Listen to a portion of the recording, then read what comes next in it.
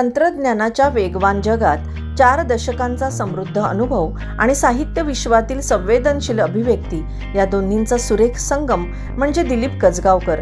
BE, MBA आणि ICWA अशी भक्कम शैक्षणिक पार्श्वभूमी असलेले कजगावकर हे certified project manager, certified quality manager आणि 6 सिग्मा ब्लॅक बेल्ट आहेत. इंजिनिअरिंग आणि इन्फॉर्मेशन टेक्नॉलॉजी क्षेत्रात त्यांनी तब्बल 40 वर्षे कार्य करत विविध नामांकित कंपन्यांमध्ये आपला ठसा उमटवला.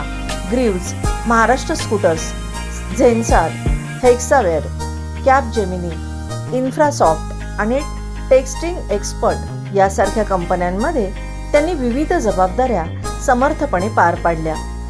पण केवळ तंत्रज्ञान नाही, त्यांच्या मनात शब्दांचं एक वेगळंच विश्व वसलेलं आहे. लेखन, कथाकथन आणि कविता ही त्यांची खरी ओळख. सन 2012 साली प्रकाशित झालेला वाचावेसे हा त्यांचा काव्यसंग्रह रसिकांच्या मनात घर करून गेला.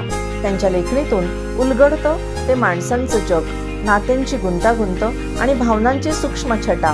आई, वृद्धाश्रम, राखी, वाट घटस्फोटाची अशा भावस्पर्शी कथा, 10वी नापास, जनरल मॅनेजर, गणिताचे सर या सामाजिक वास्तव मांडणाऱ्या कथा तर भूताचा सहवास, बदला, अबोली यासारख्या वेगळ्या धाटणीच्या कथा वाचकांना विचार करायला भाग पाडतात.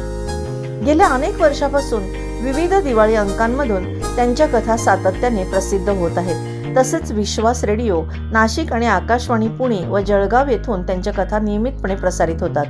त्यांच्या साहित्यिक कार्याचा गौरव म्हणून त्यांना महाराष्ट्र भूषण आणि साहित्य रत्न यासारख्या प्रतिष्ठेच्या पुरस्कारांनी सन्मानित करण्यात आले आहे.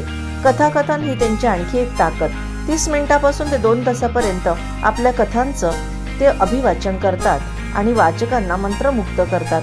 यूट्यूबवरही त्यांच्या कथांना मोठी पसंती लाभते आहे, जिथे अनेक नामवंत कलाकारांनी त्यांच्या कथा सादर केल्या आहेत. आपल्या साहित्यिक प्रवासात मार्गदर्शक म्हणून लाभलेले VS वाणी सर यांचे योगदान ते कृतज्ञतेने स्मरतात.